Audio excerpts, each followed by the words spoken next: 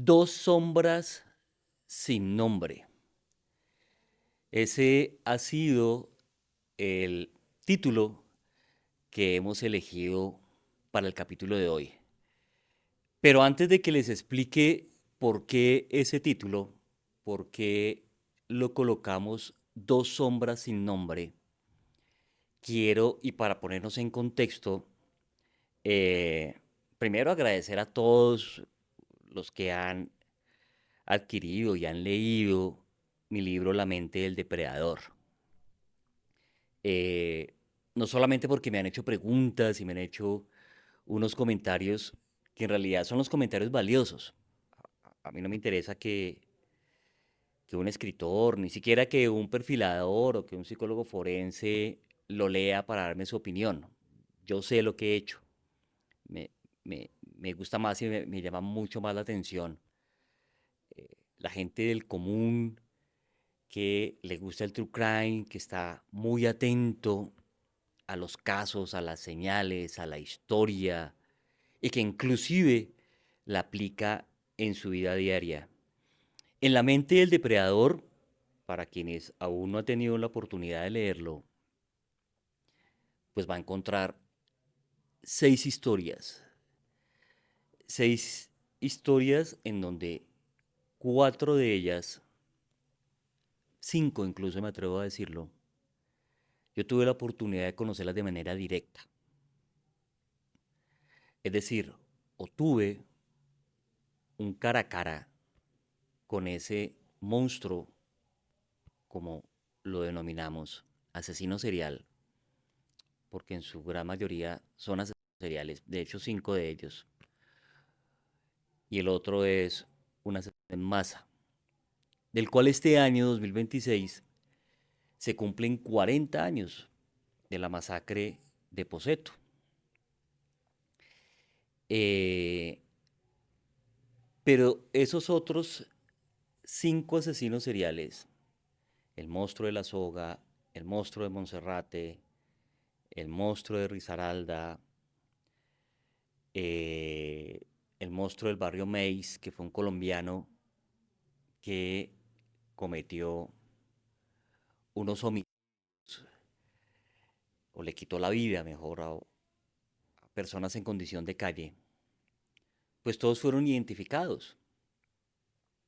Hay un quinto que aunque no es asesino serial, tal vez si no se hubiera detenido, si no hubiera sido judicializado, identificado, responsabilizado más allá de toda duda del homicidio de la niña Juliana Zamboní, pues tal vez hubiera incursionado en la criminalidad serial, tal vez, eh, que es Rafael Uribe Noguera. A él no logramos, o por lo menos hasta ahora, yo aún tengo la esperanza de que algún día estemos cara a cara con él. Y digo estemos porque eh, quien ha hecho también un esfuerzo interesante ha sido Rafael Poveda. Y la última vez que estuvimos en la Tramacúa, Rafael Poveda hizo una aproximación con él para que hablara, para que contara su historia, para escucharlo. Ustedes conocen la tónica del profesionalismo de Rafael y sabe que es un caballero del periodismo, muy respetuoso, muy neutral. Pero aún así, no, no quiso, se negó. Entiendo las razones. De hecho, nos explicó una de esas, algo perturbadora. No quiero hablar de eso hoy. Em, pero de estos otros monstruos que están identificados y que ustedes pueden recrear esa experiencia que yo tuve cara a cara con ellos en este libro, pues fueron identificados, están purgando una condena. Pero hoy voy a hablar de dos hombres, asesinos seriales, dos monstruos que no fueron identificados, que por eso mismo no fueron capturados y por eso mismo no pagaron nunca una condena. Me refiero al monstruo de los Mangones, asesino serial colombiano, que se volvió casi que una leyenda urbana, precisamente porque no fue identificado, porque no se supo verdaderamente quién era este asesino serial de niños en la década de los 60. Y quise compararlo. En primer lugar pensé, y se lo comentaba aquí a las chicas y los chicos que están tras bambalinas en toda esta producción de Operación Crimen, con algunos otros asesinos seriales que tampoco fueron identificados y capturados a nivel mundial y que son íconos. Y seguramente cuando yo estoy mencionando esto en su cerebro, viene la imagen allá en Londres, en un barrio de Londres, de Jack el Destripador, que nunca fue identificado. Hace poco se hizo unos estudios con un material de ADN, con el apoyo de inteligencia artificial, pero aún así pues no tenemos en realidad una aproximación a la certeza de que quien han estado señalando como el posible Jack el Destripador lo haya sido. Todavía nos queda en nuestra mente, tal vez fue un médico, un cirujano por los cortes que hacía, tal vez fue un carnicero que tenía su zona de confort en un barrio cercano, no lo sabemos. Como en los Estados Unidos tampoco nunca se llegó a saber la identidad plena de alias Zodiac, un sujeto muy astuto que inclusive jugaba a retar a los investigadores. Estoy hablando de una época donde había perfilación, es decir, donde habían perfiladores, donde algunos perfiladores en esa época del FBI se obsesionaron con la captura de Zodiac y no lo lograron. Por los jeroglíficos que él enviaba, por los mensajes, por lo que distraía, por la manera como alteraba las escenas, por la simbología y la firma que usaba. Y no fue identificado, no fue capturado y lamentablemente no hubo justicia. Pues algo similar pasa o ocurrió con estas dos sombras sin nombres. Y vamos a hablar inicialmente de el caso Colombia, el monstruo de los Mangones. La zona geográfica donde ocurren los hechos es Cali, capital de una ciudad muy importante aquí en Colombia, o de un departamento mejor, como decimos acá, que es el Valle del Cauca. Tiempo, la década de los 60, más o menos los hechos transcurren entre 1963 y 1967. Y transcurre porque es el tiempo donde aparece la victimología particular de El monstruo de los Mangones. Niños entre los 8 y los 13 años de edad. Fíjense, inclusive una victimología algo similar a la que tuvieron posteriormente en la década de los 90, comienzos del milenio, asesinos seriales, como Garavito y como el monstruo de los Cañaduzales. Recordemos que fue inclusive un imitador de Garavito. Niños más o menos con ese rango etario, pero con modus operandi y con firmas muy diferentes. Y eso es lo que, imagínense, para la década de los 60, ¿sí? Yo no había nacido, seguramente muchos de ustedes tampoco. No existía la perfilación criminal o criminológica. La investigación forense era muy incipiente.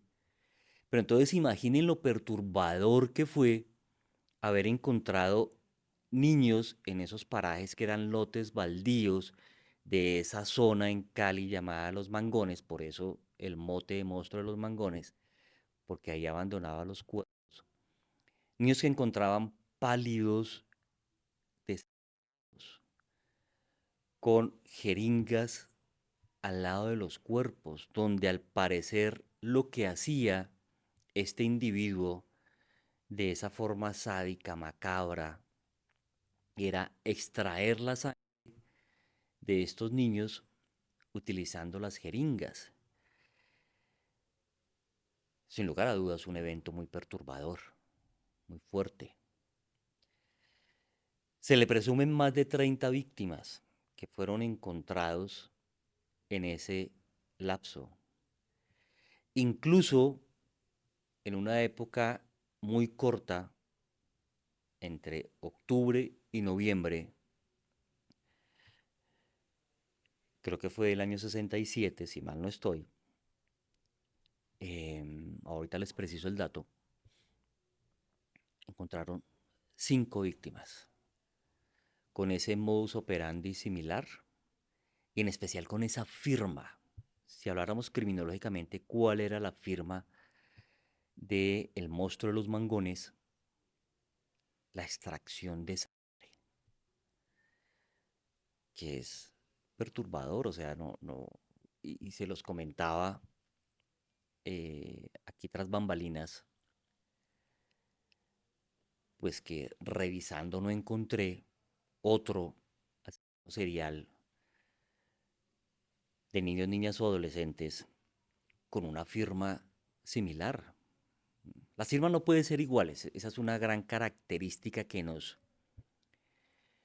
ayuda en la perfilación criminológica. La firma es algo muy particular de ese asesino serial, agresor sexual serial o estafador serial. Es muy propio de su psiquis, es muy propio de su conducta. Por eso los procesos de perfilación criminológica cobran valor.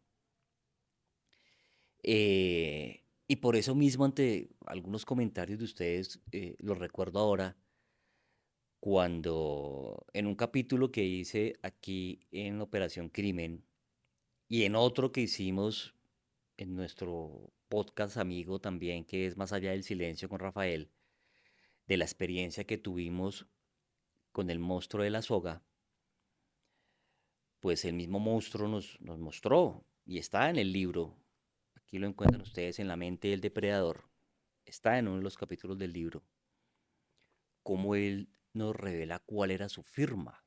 Obviamente sin él saber qué era la firma, sino desde la perfilación criminológica, uno como experto.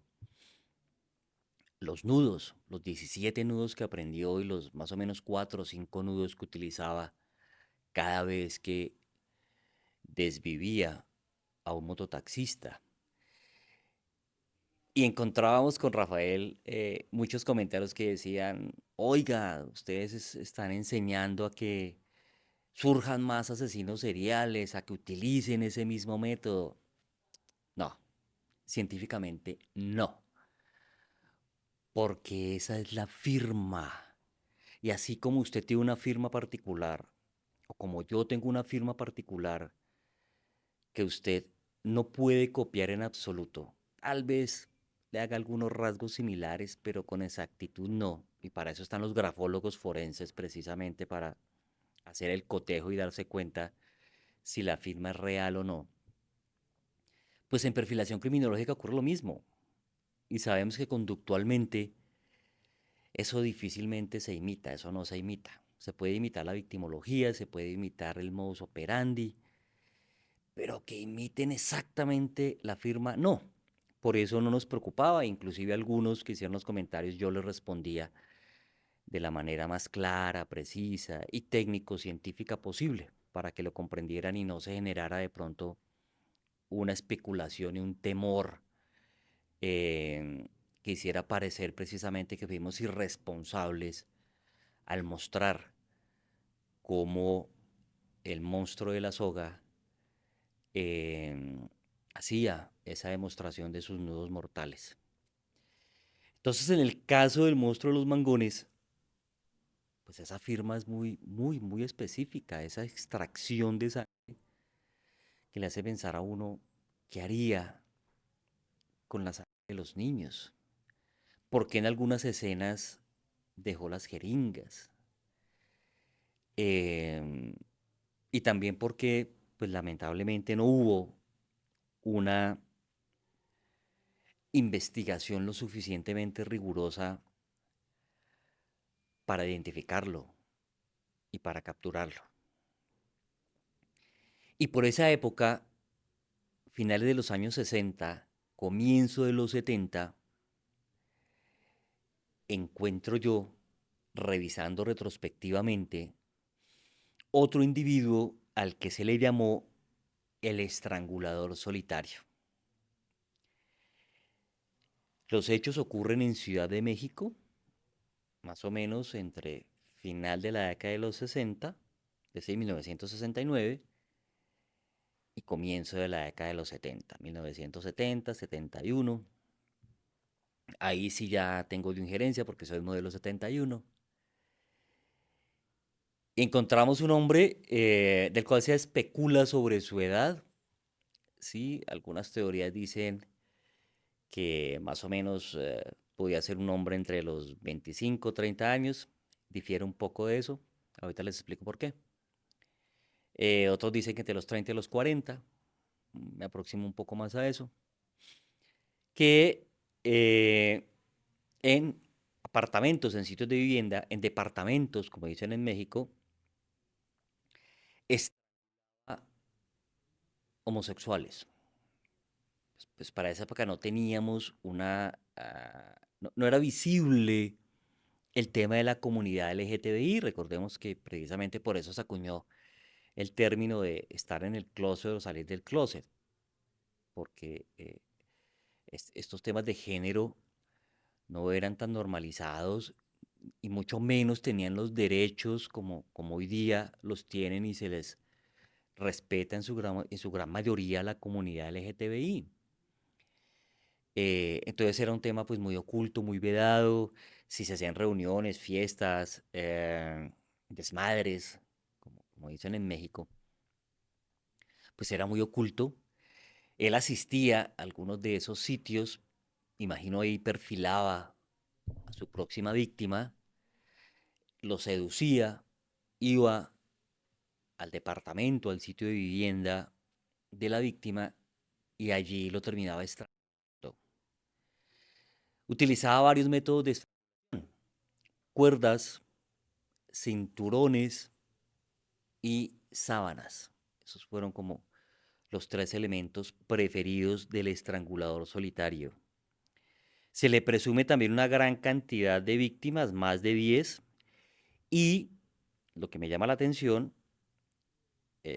al menos 15 hombres se le presumen que fueron víctimas de este asesino serial, que nunca fue identificado, al igual que el monstruo de los mangones, y que por eso mismo tampoco fue juzgado o judicializado. El rango etario de las víctimas del estrangulador solitario: homosexuales entre los 18 y los 70 años de edad. ¿Sí? Un rango de preferencia bastante largo. Eh, ¿Por qué llama poderosamente la atención y por qué quisimos hacer este capítulo? Porque es uno de esos asesinos seriales de los que poco se conoce o de los que nadie habla, precisamente por la década en la que ocurrieron los hechos, en la que se encontró esa victimología, y en especial porque nunca fueron identificados ni capturados. Entonces se empezaron a constituir en leyendas urbanas que permiten precisamente especular un poco sobre quiénes pudieron ser, pero que nunca sabremos. Esa, en especial, pues fue la razón por la cual quisimos en el día de hoy ilustrarlos sobre esos seriales de los que poco se llegó a conocer y tal vez mucho se llegó a especular. Quiero leerlos en los comentarios. Siempre lo hacemos. Como les digo, puede que no responda a todos, pero a la gran mayoría sí lo hago. Nos interesa muchísimo leerlos. También sus opiniones, conceptos, preguntas sobre el libro La mente del depredador.